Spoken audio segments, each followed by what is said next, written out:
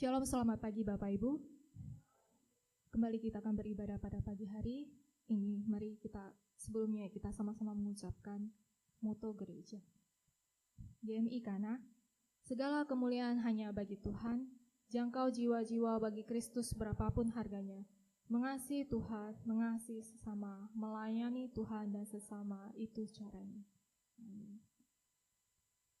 Dan sebelumnya saya mengucapkan selamat Hari Ibu untuk para ibu hebat di GMI Kana.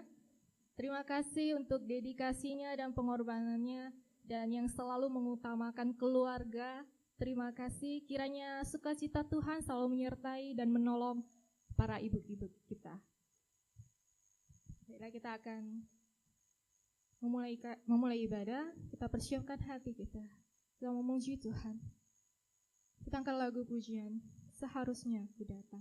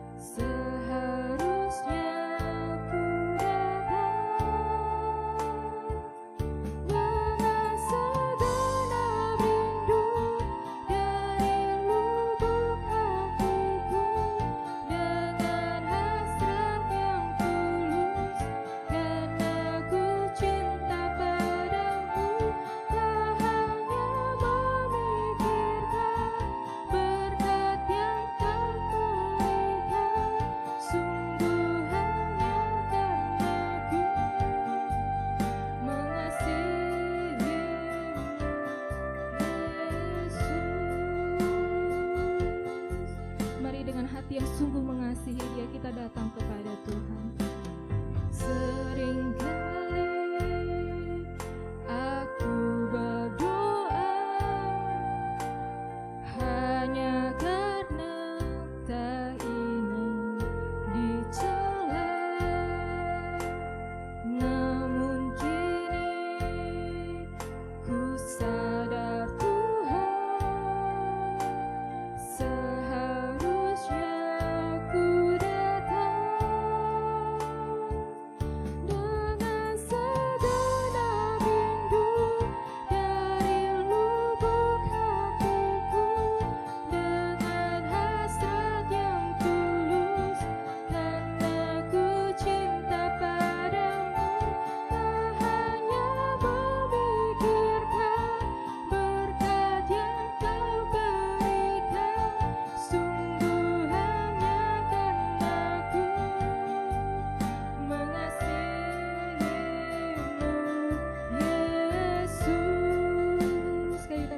dengan segenap rindu. Dengan segenap rindu dari lubuk hatiku, dengan hasrat yang tulus, karena ku cinta padamu, tak hanya memikirkan berkat yang kau berikan, sungguh hanya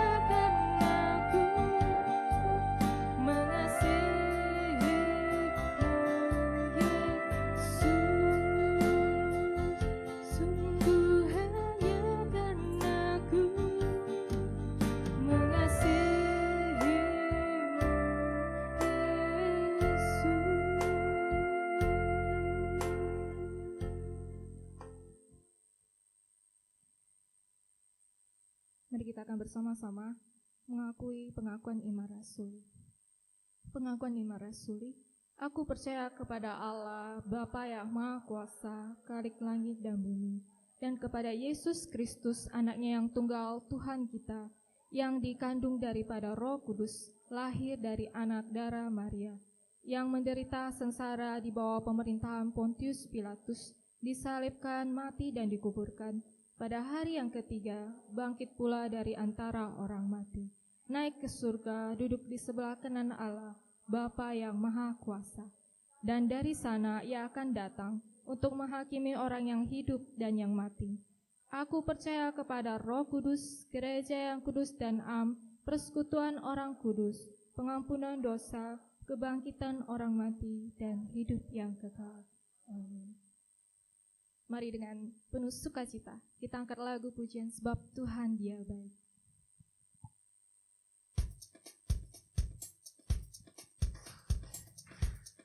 Sebab Tuhan Dia baik dan anugerahnya kekal selama-lamanya.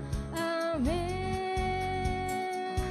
Sebab Tuhan Dia baik dan anugerahnya kekal selama-lamanya. Amin. Mari masuk gerbangnya, mari masuk gerbangnya dengan hati bersyukur, halamannya dengan pujian, penuhi baitnya dengan nyanyian syukur, hadiratnya penuh sukacita. Sebab Tuhan Dia baik dan anugerahnya kekal selama-lamanya. Amin.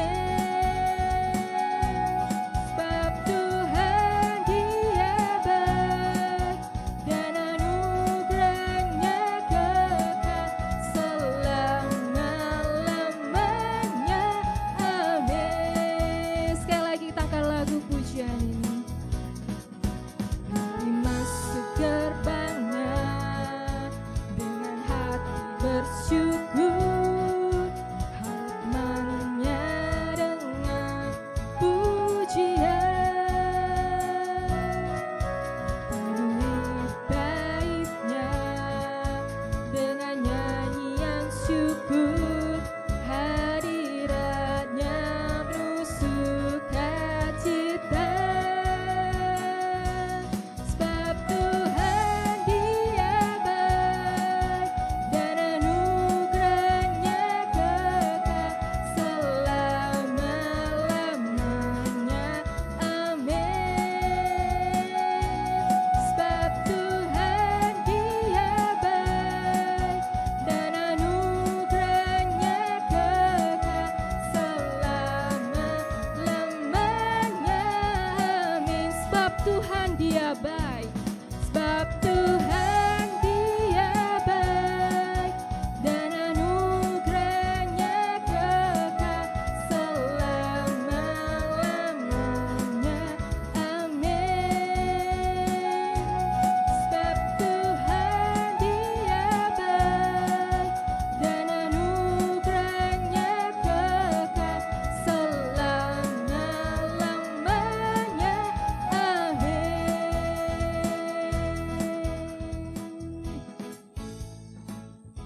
Kita bersatu dalam doa. Tuhan benar ya Tuhan, Engkau Tuhan yang sangat baik ya Tuhan. Kami mau datang ya Tuhan dengan hati yang penuh dengan ucapan syukur ya Tuhan. Kami boleh kembali beribadah ya Tuhan. Kami boleh kembali bernyanyi ya Tuhan, memuji Engkau ya Tuhan. Karena sungguh Engkau layak untuk dipuji. Dan kami juga bersyukur ya Tuhan. Di saat-saat seperti ini ya Tuhan, kami boleh kembali lagi ya Tuhan, mendengarkan akan kebenaran firman-Mu ya Tuhan. Kami sungguh rindu ya Tuhan, diubahkan oleh firman-Mu ya Tuhan. Kami sungguh rindu ya Tuhan, ingin lebih lagi mengenal Engkau ya Tuhan. Kiranya ya Tuhan, firman yang akan kami dengarkan ya Tuhan, kami boleh terima ya Tuhan. Berikan kami telinga ya Tuhan, hati yang mau menerima firman-Mu ya Tuhan. sehingga kami boleh ya Tuhan melakukannya dalam kehidupan kami ya Tuhan. Ajarkanlah kami ya Tuhan untuk kami lebih lagi ya Tuhan melihat dalam kehidupan kami ya Tuhan, mempergunakan setiap waktu, kesempatan yang Kau anugerahkan bagi kami ya Tuhan, untuk kemuliaan nama-Mu saja ya Tuhan. Pakailah kami ya Tuhan, untuk kami boleh menjadi terang-Mu ya Tuhan. Mampukanlah kami ya Tuhan, untuk kami boleh berjalan dalam firman-Mu dan mengikuti kehendak-Mu ya Tuhan. Banyak hal, rintangan ya Tuhan yang mungkin kami hadapi saat ini ya Tuhan. Apalagi saat-saat pandemi ini ya Tuhan. Banyak kami yang mungkin sedang kesusahan ya Tuhan. Engkau yang datang ya Tuhan. Engkau yang menopang kami ya Tuhan. Engkau yang menolong kami ya Tuhan. Kami yang sedang sakit ya Tuhan. Ataupun mungkin keluarga kami yang sedang sakit ya Tuhan. Engkau yang berikan kesembuhan ya Tuhan. Engkau yang kami percaya ya Tuhan, Engkau tabib yang ajaib ya Tuhan. Engkau yang berikan kesembuhan ya Tuhan. Dan Engkau yang pulihkan ya Tuhan. Sehingga boleh lagi ya Tuhan kembali beribadah ya Tuhan padamu. Kami juga berdoa ya Tuhan buat kami yang mungkin saat ini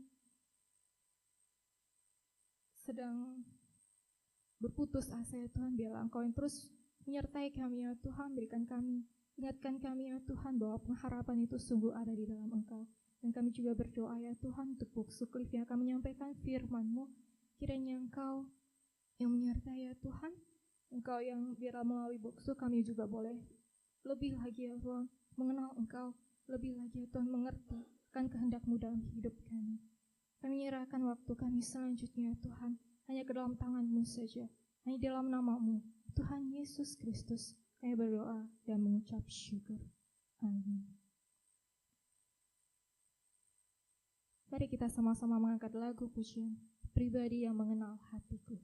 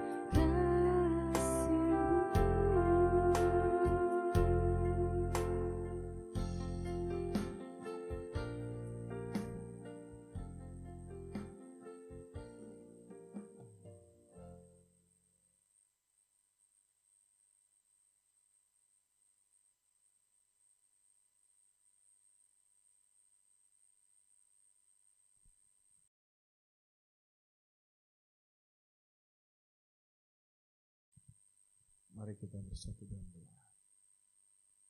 Bapa di surga, Bapa yang penuh kasih, terpujilah nama-Mu Bapa. Engkau Allah yang menciptakan langit bumi ini, yang kami kenal dalam nama Yesus. Dan Roh Kudus yang di dalam kami Tuhan, menyebut Engkau Bapa. Kami sungguh menyembah Engkau.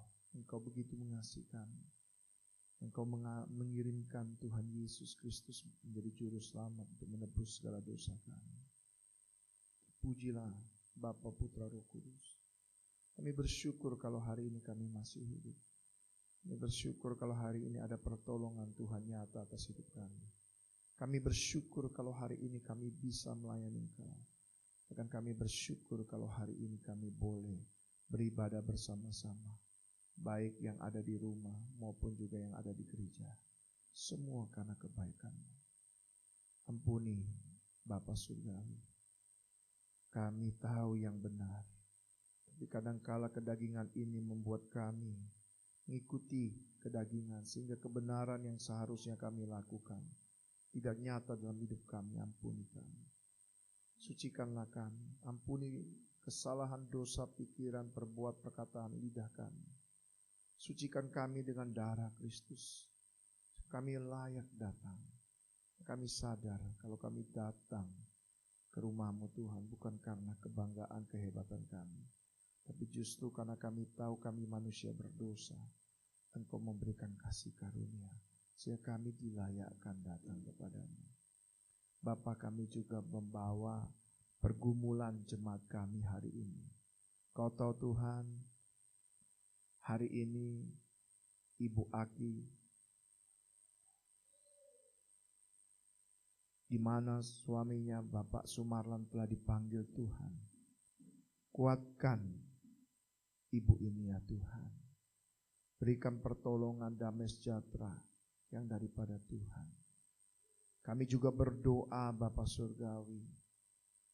Kami memohon juga untuk Ibu Ana yang sedang berduka di mana suaminya sudah meninggal dunia. Tuhan juga kuatkan. Tolong berikan pertolongan-Mu buat keluarga dan anak-anak. Hari ini juga kami berdoa untuk Ibu Sinta, di mana orang tuanya, ayahnya sakit dan saat ini sedang dirawat di rumah sakit. Tuhan juga memulihkan, menyembuhkan. Bapa di surga, kami juga membawa kerinduan kami Tuhan. Untuk tanggal 23 Mei akan ada peresmian gereja. Tuhan berkati untuk ulang tahun gereja ini. Supaya berkati juga untuk peresmian gedung gereja kami ini yang baru. Supaya melalui itu semua kami menyadari kasih karunia Tuhan yang berlimpah.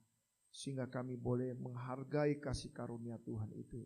Dan hidup di dalam kasih karunia Tuhan. Bapa, kami juga berdoa untuk tanggal 26 Mei. Di mana akan ada konferensi misi di Gemikana. Tuhan Kau berkati segala sesuatu boleh berjalan baik. Berkati setiap jemaat yang saat ini sakit, yang mengalami pergumulan, yang mengalami beban berat. Engkau menggantikan itu dengan damai, sejahtera dan kelegaan. Dan Bapa di surga, hari ini hamba-Mu akan menyampaikan firman-Mu Tuhan. Berbicaralah Tuhan kepada kami semua, supaya di tengah-tengah kesulitan yang ada, kami sadar bahwa kami telah dipersatukan di dalam Kristus. Kuatkan iman kami di tengah masa-masa pandemi. Kami berdoa juga Tuhan untuk besok Tuhan memberkati bagi kami yang akan divaksin, majelis pengurus Tuhan berkati. Bapa di surga, berkati setiap jemaat, Engkau urapi dengan kasih karunia. Hari ini Tuhan kami rindu untuk mendengarkan sabda-Mu. Hari ini Tuhan kami rindu untuk mendengarkan suara-Mu. Berbicaralah kepada kami. Tolong lembutkan hati kami. Supaya pikiran dan hati kami dapat mengerti, memahami dan melakukan apa yang menjadi kehendak-Mu. Terima kasih Bapa. Serahkan waktu ini ke dalam tangan-Mu, di dalam nama Tuhan Yesus kami berdoa. Amin. Shalom Bapak Ibu yang dikasihi Tuhan. Kita akan membuka bagian firman Tuhan dari Efesus pasal yang kedua. Ya. Efesus pasal yang kedua ayat yang ke-11 sampai dengan ayat yang ke-22.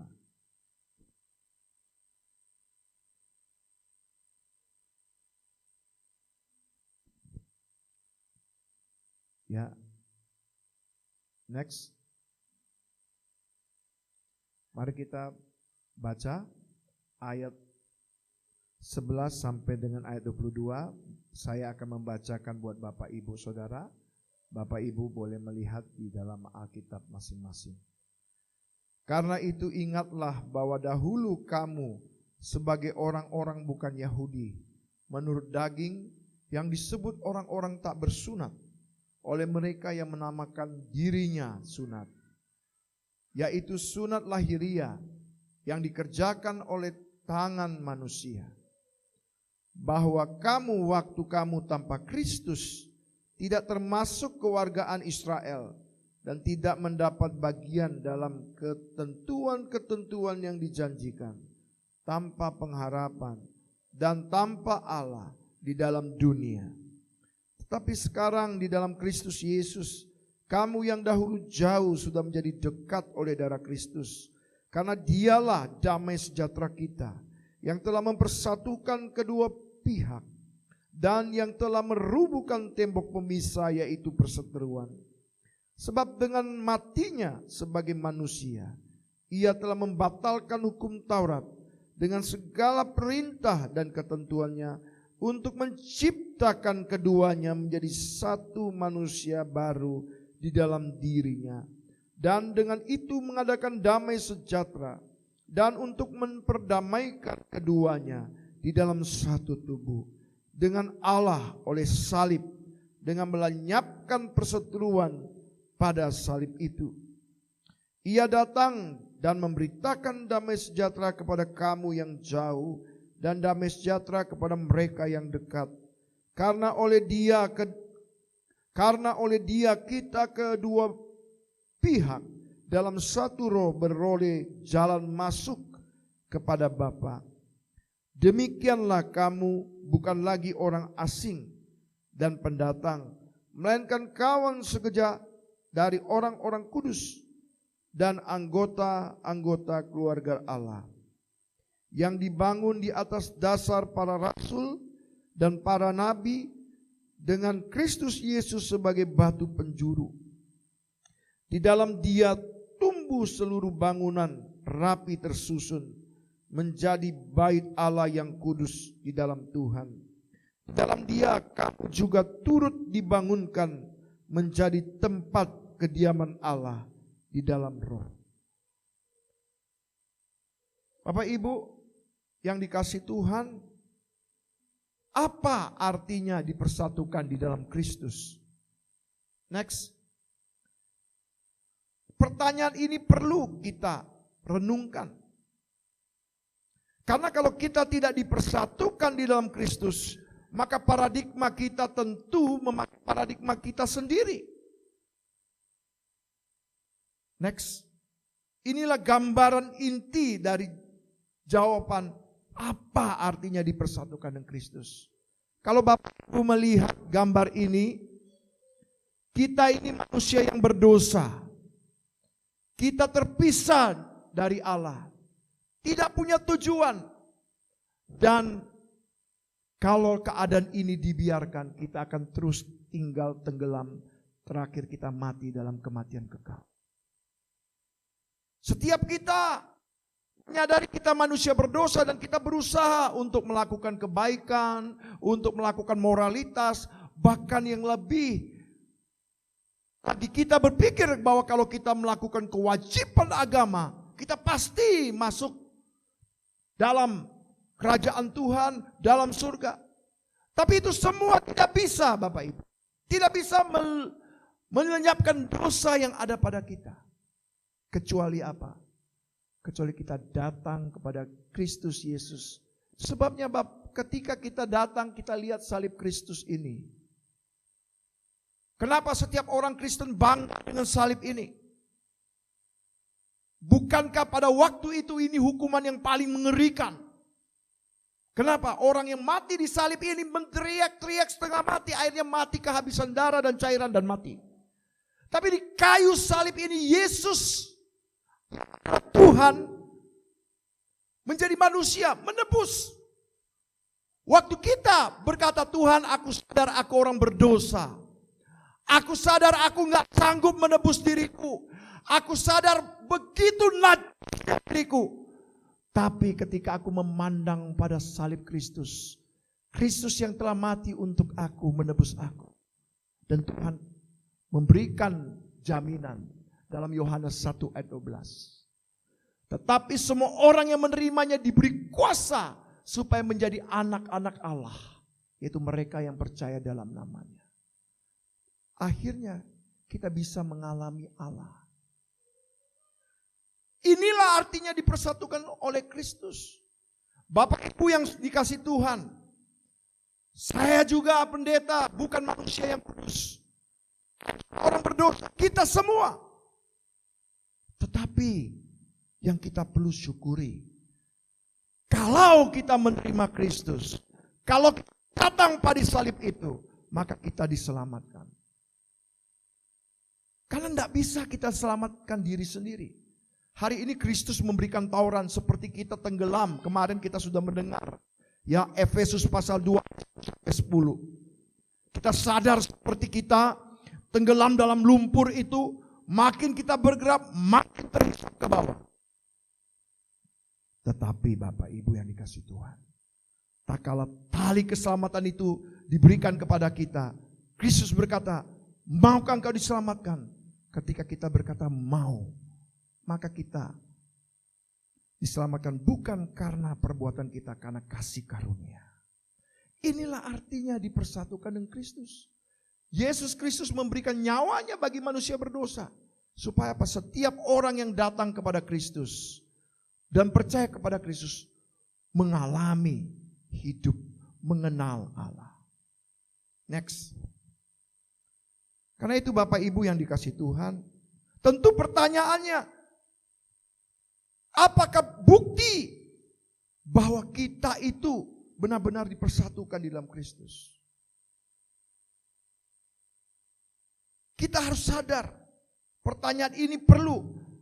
Adakah bukti-bukti itu juga di dalam kehidupan kita? Hari ini kita sama-sama belajar Bapak Ibu. Saya di atas mimbar ini juga belajar. Bapak Ibu yang ada di gereja maupun Bapak yang ada di rumah, kita sama-sama belajar. Pertanyaannya, apa buktinya bahwa kita sudah dipersatukan di dalam Kristus?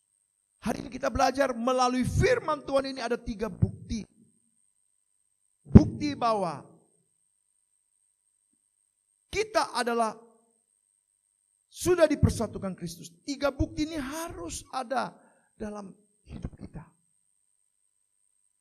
Kalau tidak ada, maka pertanyaannya, sudahkah benar-benar kita dipersatukan dengan Kristus?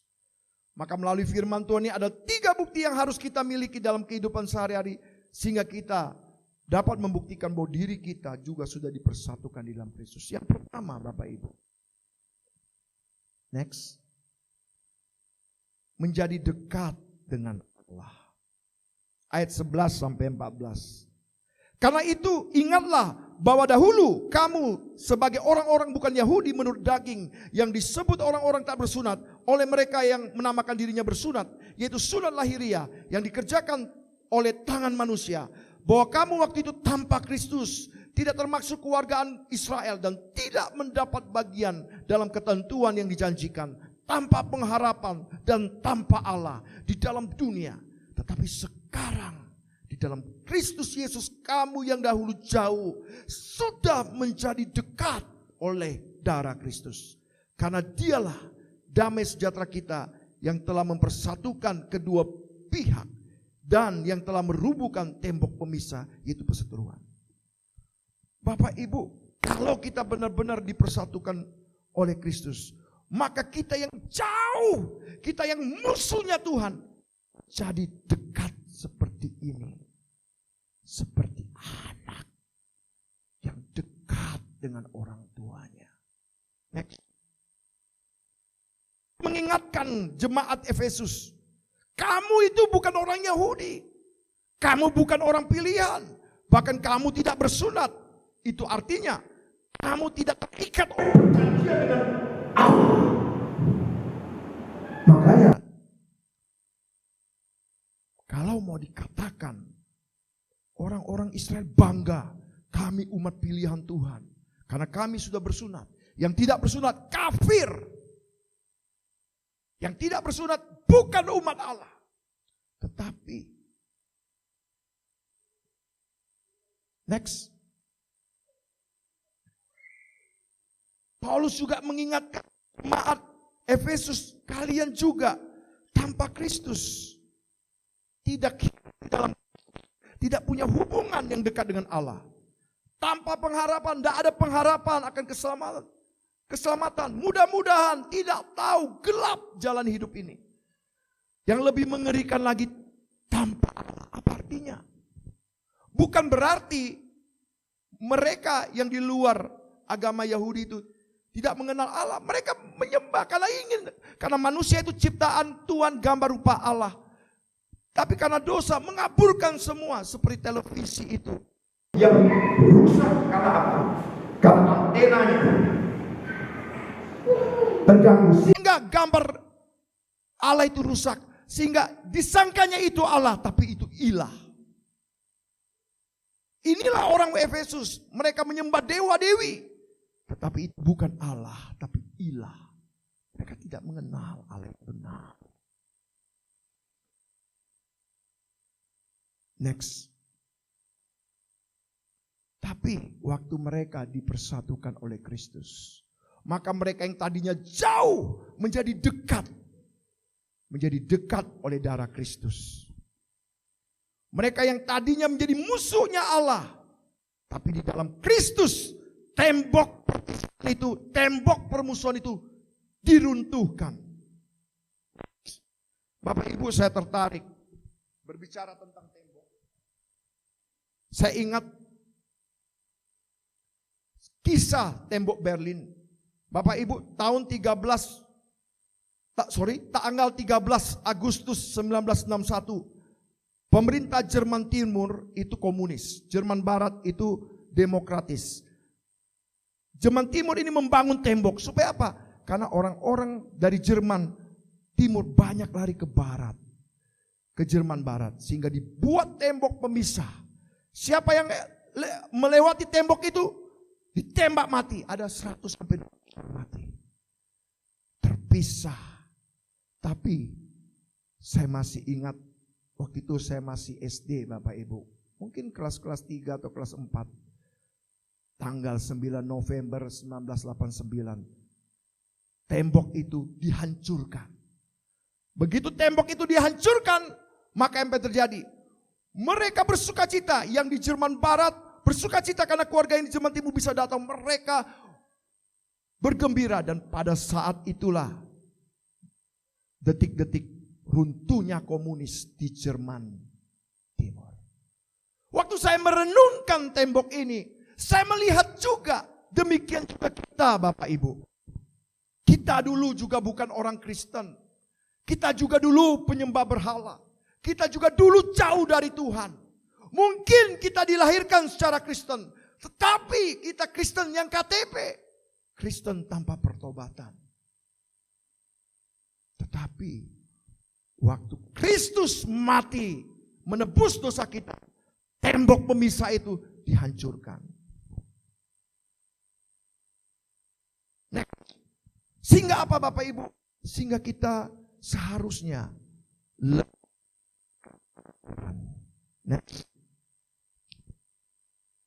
ini satu pertanyaan. Apakah kita sudah dekat dengan Tuhan? Ini satu perenungan, Bapak Ibu. Sudahkah kita hidup mengalami pengalaman di mana tembok pemisah itu benar-benar dihancurkan, sehingga kita begitu mengalami hubungan dengan Tuhan. Satu orang Kristen yang betul-betul Kristus, dia sudah bisa ngomong sama Tuhan. Dan Tuhan bisa ngomong sama dia. Kalau enggak, pertanyakan, apakah benar diri kita sudah dipersatukan dengan Kristus? Ini juga perlu kita tanyakan, sudahkah kita punya satu kerinduan yang semakin lama, semakin intim sama Tuhan? Kalau kita mengaku kita itu orang Kristen yang sudah dipersatukan Kristus, apakah kita benar-benar menyediakan waktu yang lebih intim sama Tuhan? Atau lebih intim sama gadget kita, lebih intim sama internet kita, Facebook kita? Pertanyaan yang perlu direnungkan. Apakah kerinduan itu melebihi dari segala hal yang ada di dunia ini? Sudahkah kita mengalami Kristus yang membuat kita punya pengharapan kita lebih dekat dengan Allah? Tidak ada lagi tembok pemisah. Kalau belum, kita harus datang sama Kristus dan minta Kristus menolong kita supaya kita dipersatukan dengannya. Itulah bukti yang harus kita miliki. Yaitu kita harus lebih dekat dengan Allah. Kalau kita mengatakan kita sudah dipersatukan dengan Kristus. Yang kedua, kalau kita mengatakan bahwa kita sudah dipersatukan dengan Kristus, maka harus menjadi manusia. 15-17. Sebab dengan matinya sebagai manusia ia telah membatalkan hukum Taurat dengan segala perintah dan ketentuannya untuk menciptakan keduanya jadi satu manusia baru di dalam dirinya, dan dengan itu mengadakan damai sejahtera, dan untuk memperdamaikan keduanya di dalam satu tubuh dengan Allah oleh salib, dengan melenyapkan perseteruan di salib itu. Ia datang dan memberitakan damai sejahtera kepada kamu yang jauh dan damai sejahtera kepada mereka yang dekat. Bapak Ibu yang dikasihi Tuhan, kalau kita benar-benar dipersatukan dengan Kristus, maka kita harusnya menjadi manusia yang baru. Apa arti manusia yang baru? Kita meninggalkan manusia yang lama itu dan memakai manusia yang baru seperti gambar ini. Itu harus terjadi dalam hidup kita. Next. Dalam ayat 15-17 Paulus menjelaskan ketika Tuhan Yesus mati di kayu salib, maka kematian itu, hukum Taurat itu dibatalkan. Sehingga apa? Sehingga manusia bisa diperdamaikan. Tidak ada satupun bisa melakukan hukum Taurat dengan kekuatan sendiri. Tanpa waktu itu manusia berusaha untuk menyelamatkan tapi tidak sanggup.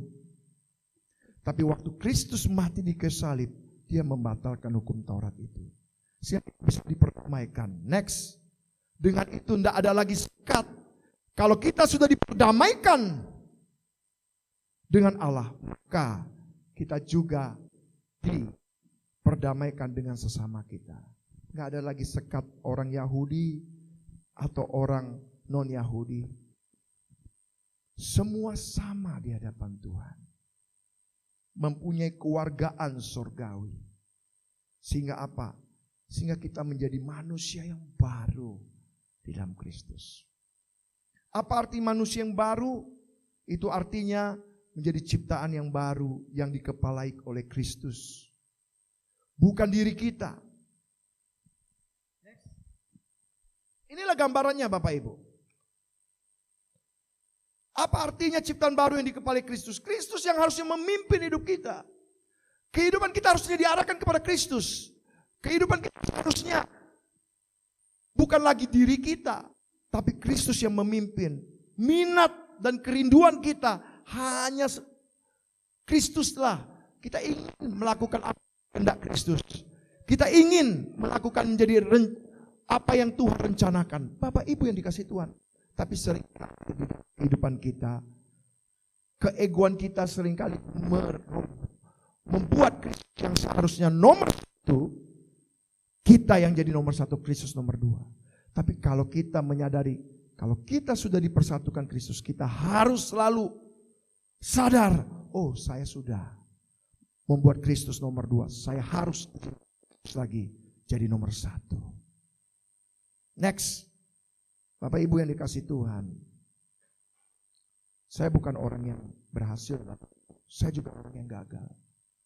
Saya sekali menceritakan kegagalan ini bukan untuk mempermalukan diri saya, tetapi menunjukkan betapa Tuhan itu begitu mengasihi saya. Bapak Ibu yang dikasih Tuhan,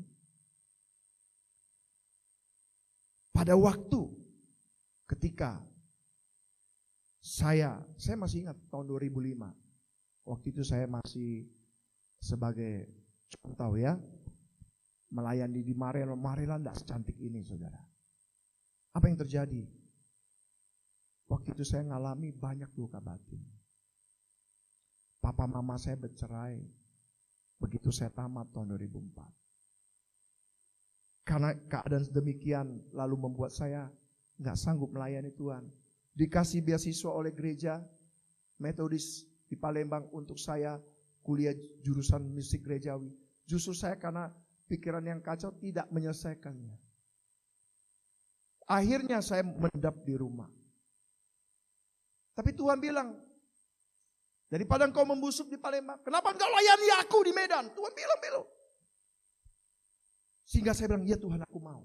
Tapi begitu aku ada di Medan, apa yang terjadi Bapak Ibu? Perasaan gagal, kecewa, aku gak layak Tuhan, aku gak layak Tuhan, aku orang yang gak layak, kenapa hidupku kayak begini? Aku hancur Tuhan. Tapi waktu aku lagi tidur, saya ingat itu di Budi Kemenangan. Tuhan katakan aku, Lazarus saja aku bisa bangkitkan, apalagi kau. Waktu kata-kata itu kuucapkan aku terbangun. Tuhan, benar. Buktinya apa? Bapak Ibu lihat buktinya sampai hari ini.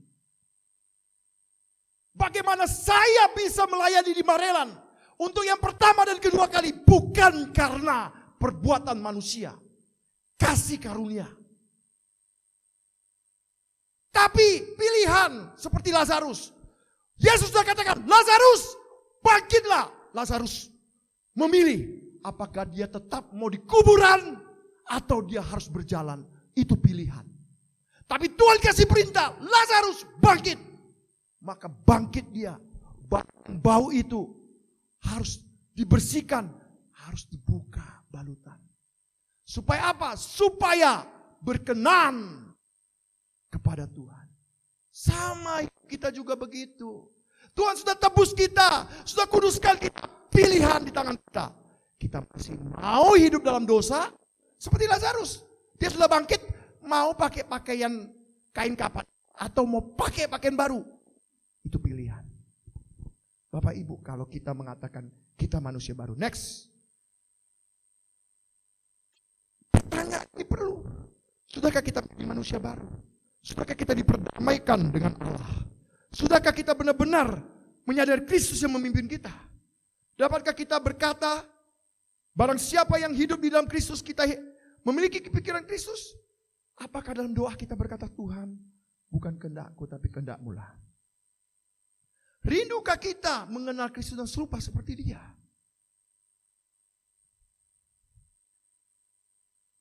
Mari kita renungkan ini. Ini satu pertanyaan yang penting. Perubahan itu tidak bisa datang dari luar, Bapak Ibu. Perubahan itu harus dari dalam. Seperti anak Adam ini. Induk yang ngeram. Sampai pada waktunya dia menetas. Kalau kita ketuk telur itu dari luar, pecah. Dan apa yang terjadi? Tidak ada apa-apa. Tapi ketika dari muncul kehidupan baru, prak, telur itu menghasilkan ayam. Begitu saja seharusnya hidup kita, Bapak Ibu. Next. Saya mengutip perkataan John Wesley. Ini juga menjadi teguran bagi saya juga sebagai pemimpin. Jika engkau berkata, engkau rajin ibadah. Jika engkau berkata, engkau rajin baca Alkitab. Jika engkau berkata, engkau rajin doa puasa. Jika engkau berkata, engkau rajin pelayanan. Jika engkau berkata, engkau orang Kristen. Tapi, pertanyaannya, kalau engkau hanya ingin selalu menikmati dosa. Kalau engkau hanya selalu ingin menikmati keduniawian. Kalau hanya egomu saja yang engkau utamakan dan bukan Kristus. John Wesley katakan, sebenarnya engkau orang yang nyaris Kristen. Hanya orang Kristen yang sejati, yang rindu mengenal Kristus, ingin lebih dalam serupa dengan Kristus, menyenangkan hati Kristus, dan berusaha menyenangkan hatinya setiap saat. Jadi saudara, kalau kita masih ego kita yang kita utamakan, kebencian masih tetap kita pertahankan, dosa-dosa pribadi masih kita pelihara, sebenarnya kita nyaris Kristen. Hati-hati Bapak Ibu. Maka bagaimana kalau kita nyaris Kristen? Bertobat. Datang sama Kristus. Jadi Kristus sebagai juru selamat. Izinkan dia memimpin hidup kita.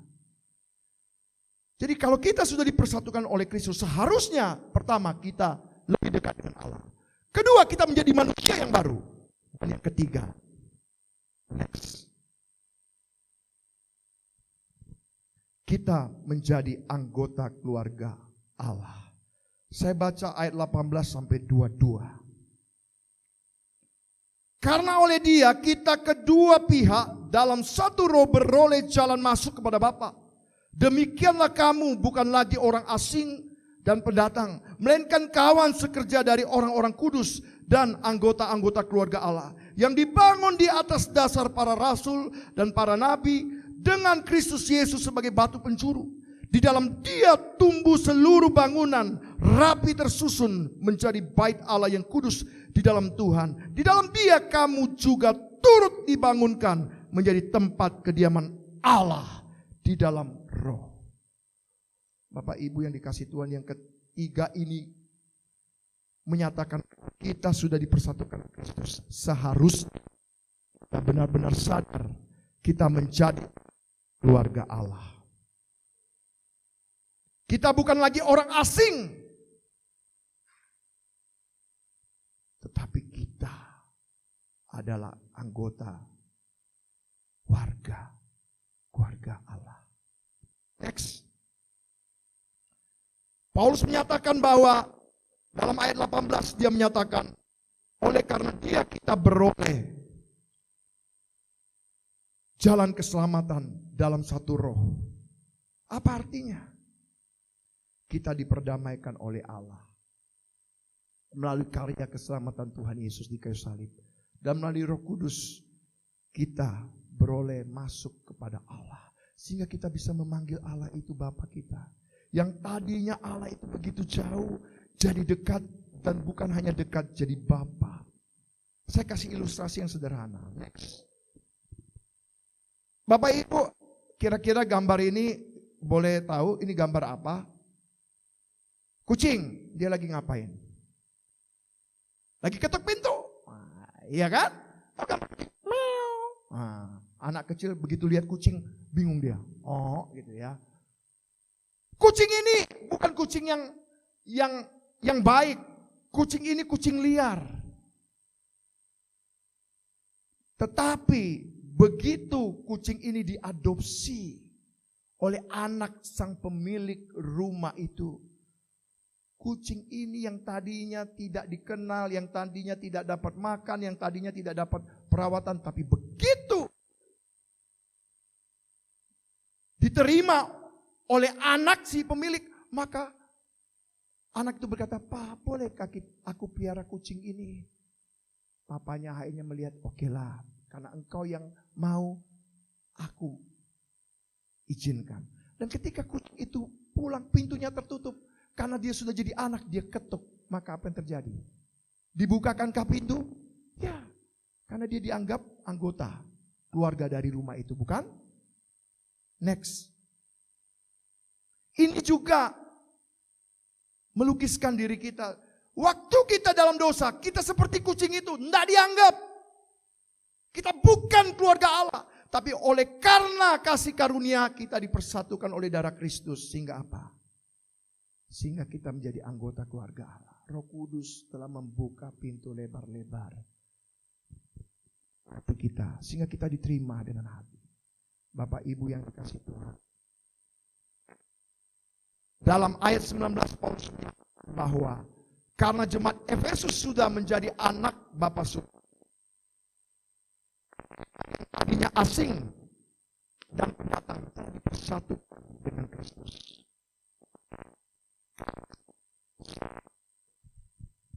Dari orang-orang dan anggota-anggota keluarga Allah. Next. Jemaat Efesus bukan keturunan orang Yahudi, orang asing, pendatang. Tapi karena sudah dipersatukan di dalam Kristus.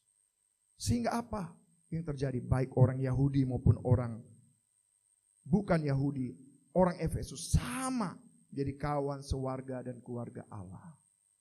Next, itu artinya apa Bapak Ibu?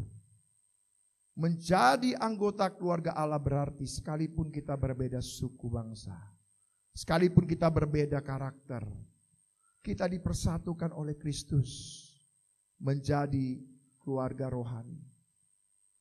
Kita bisa berbagi dalam suka dan duka.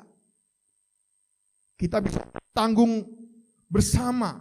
Tali persaudaraan itu lebih kuat daripada tali persaudaraan secara jasmani. Karena kita bersaudara bukan hanya di muka bumi ini sampai pada kekekalan. Tapi Bapak Ibu seringkali saya menemukan. Tapi Boksu, di gereja kok justru ribut. Sama-sama orang Kristen berantem. Karena masalah kecil. Heboh. Saudara, saya mau tanya. Rumah mana yang tidak pernah punya konflik? Coba kasih tahu. Konflik itu ada, justru itulah pelajaran buat kita. Supaya kita belajar. Kamu seperti itu, aku seperti ini. Kalau dipaksakan, kita bisa. Nah karena itu, ya sudah, aku tahu kelemahanmu di situ. Engkau tahu kelemahan aku di sini. Jangan kita saling menyakiti. Karena apa? Karena kita sama-sama sudah dipersatukan Kristus. Kita sama-sama orang berdosa. Kita sama-sama orang yang gak layak. Jadi buat apa kita ribut untuk hal yang kecil, padahal kita sudah dikasih hal yang besar.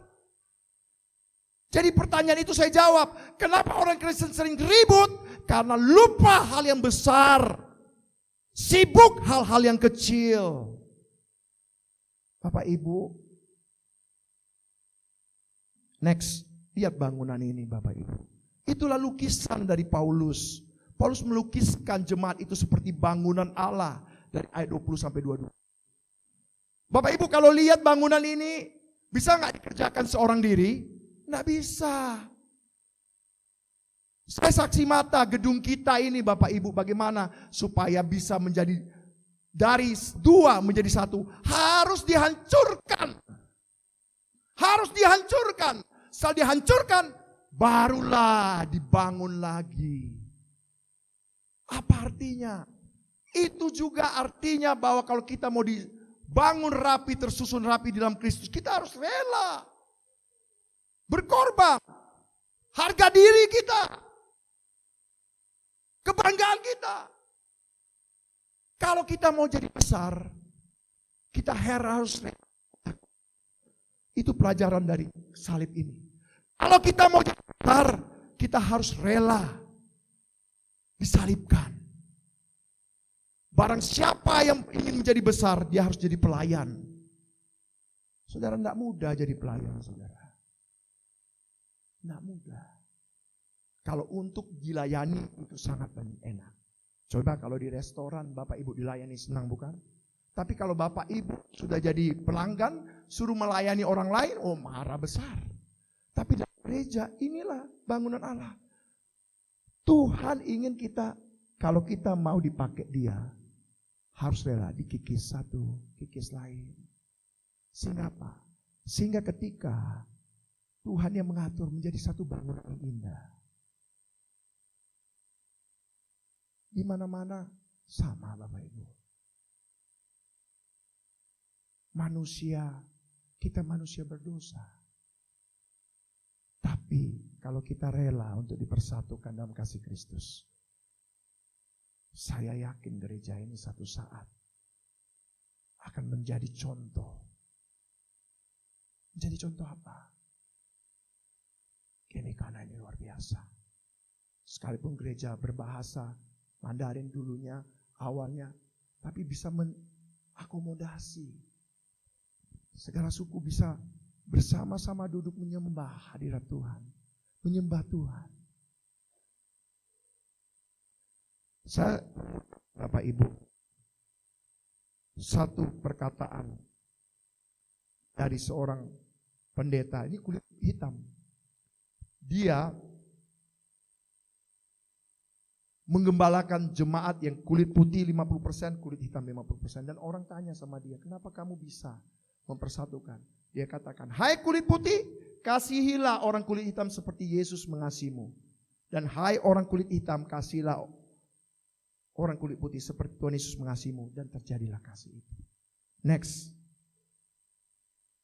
Saudara yang dikasih Tuhan, kita percaya kepada Kristus sehingga kita dipersatukan menjadi keluarga Allah. Kita saling mempengaruhi satu dengan lain. Jika satu sakit, semua sakit. Jika satu berhasil, semua bahagia. Ketika kita bersatu, kita bisa teguh. Tapi ketika kita bercerai, kita runtuh. Dan yang dapat menghasilkan kesatuan sungguh-sungguh dalam hidup kita adalah kehadiran Roh Kudus. Maka Bapak Ibu harus tanya, sudahkah Roh Kudus hadir? Kalau bukan Roh Kudus yang hadir, maka terjadi konflik yang ada. Kalau kita peka terhadap suara Roh Kudus, saya yakin tidak akan terjadi konflik. Karena Roh Kudus mempersatukan. Next. Jadi Bapak Ibu, kalau kita mengatakan kita sudah dipersatukan Kristus, maka harus ada dalam hidup kita yang pertama adalah kita harus menjadi lebih dekat dengan Tuhan.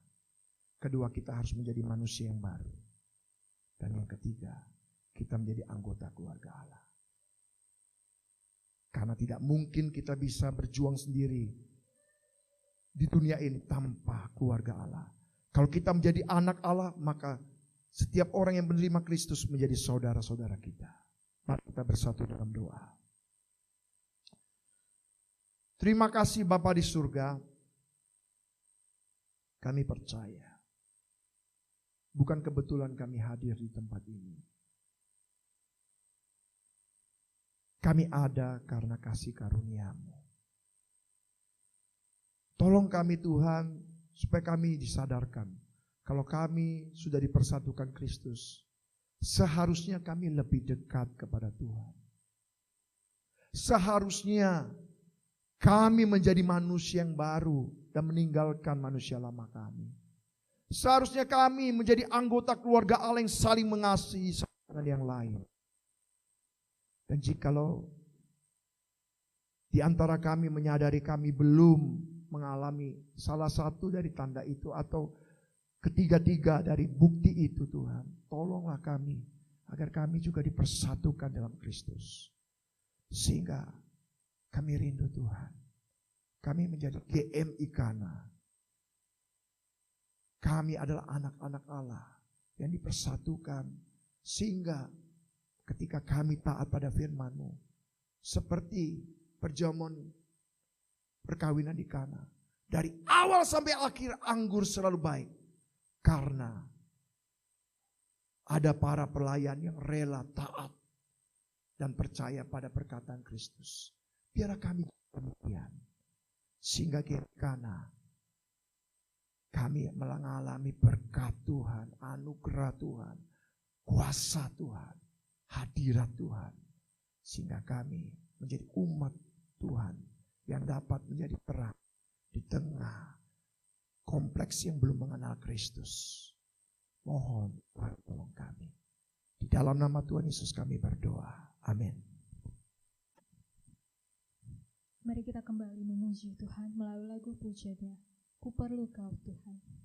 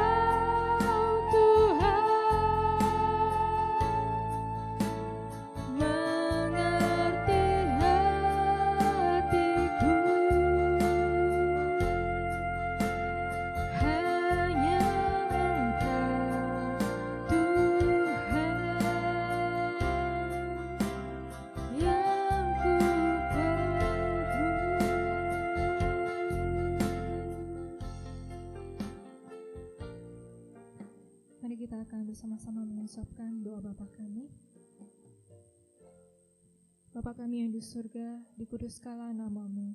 Datanglah kerajaan-Mu, jadilah kehendak-Mu di bumi seperti di surga. Berikanlah kami pada hari ini makanan kami yang secukupnya, dan ampunilah kami akan kesalahan kami, seperti kami juga mengampuni orang yang bersalah kepada kami. Dan janganlah membawa kami ke dalam pencobaan, tetapi lepaskanlah kami daripada yang jahat, karena Engkau-lah yang punya kerajaan, dan kuasa, dan kemuliaan, sampai selama-lamanya. Amin. Doksologi.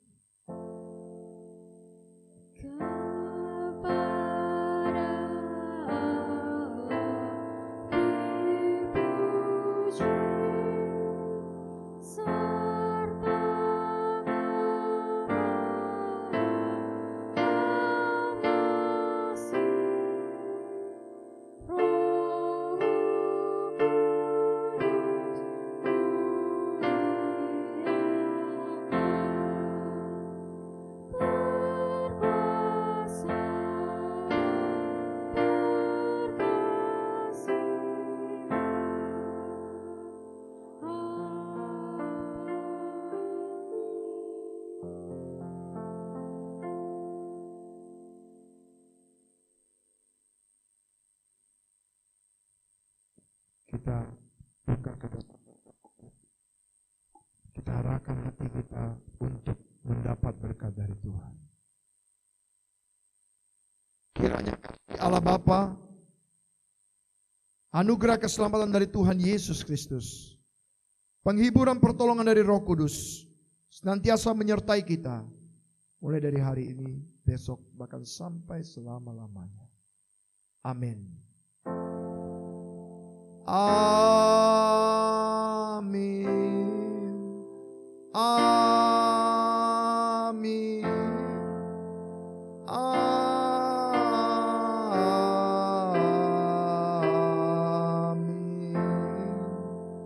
Amin.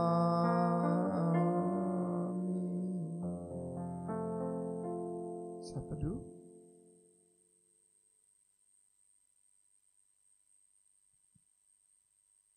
Amin, selesai. Bapak Ibu yang dikasih Tuhan, saya kasih pengumuman. Setiap hari Rabu jam 7.20 kita ada Zoom meeting persekutuan doa. Jadi Bapak Ibu silakan membuka linknya. Ayo bergabung di persekutuan doa. 40 menit kita bisa mengalami Tuhan. Mari sama-sama kita mengalami Tuhan. Tuhan Yesus memberkati kami keluarga besar Genikana juga turut berbelasungkawa karena almarhum Bapak Sumalan sudah dipanggil Tuhan pulang ke surga pada hari Sabtu tanggal 9 Mei 2021 jam 9 pagi. Kiranya keluarga yang berduka Tuhan hiburkan. Tuhan Yesus memberkati.